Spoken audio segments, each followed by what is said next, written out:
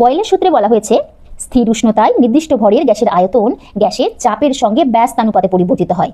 তার মানে চাপ বাড়লে আয়তন কমবে, আয়তন কমলে চাপ বাড়বে।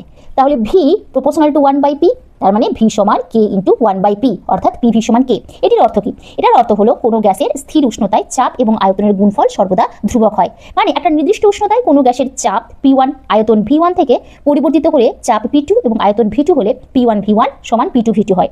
যদি পিভি লেখচিত্র আঁকা হয়, এক্স অক্ষ বরাবর আয়তন ভি এবং ওয়াই অক্ষ বরাবর চাপ পি কে প্লট করা হয়, যেহেতু একটা বাড়লে আর একটা কমে, তাহলে এই দিকে যদি বাড়ে এইদিকে কমবে, লেখচিত্রটা হবে এরকম, অর্থাৎ সমপরাবৃত্তাকার। কিন্তু যদি ওয়াই অক্ষ বরাবর পিভিকে এবং এক্স অক্ষ বরাবর পি কে প্লট করা হয়, যেহেতু পি যতই বাড়ুক বা কমুক না কেন, পিভি এমন করে অ্যাডজাস্ট হয় যাতে করে পিভি এই গুণফলটা সর্বদা ধ্রুবক থাকে, তাই পি এর পরিবর্তনের সঙ্গে পিভি এর কোনো পরিবর্তন হয় না।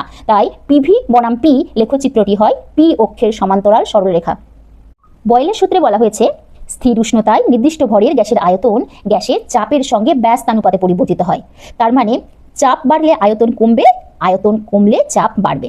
তাহলে ভি প্রপোর্শনাল টু 1/p, তার মানে ভি সমান কে ইন্টু 1/p, অর্থাৎ পিভি সমান কে। এটির অর্থ কি? এটার অর্থ হলো কোনো গ্যাসের স্থির উষ্ণতায় চাপ এবং আয়তনের গুণফল সর্বদা ধ্রুবক হয়। মানে একটা নির্দিষ্ট উষ্ণতায় কোনো গ্যাসের চাপ P1 আয়তন V1 থেকে পরিবর্তিত হলে চাপ P2 এবং আয়তন V2 হলে P1 V1 সমান P2 V2 হয়।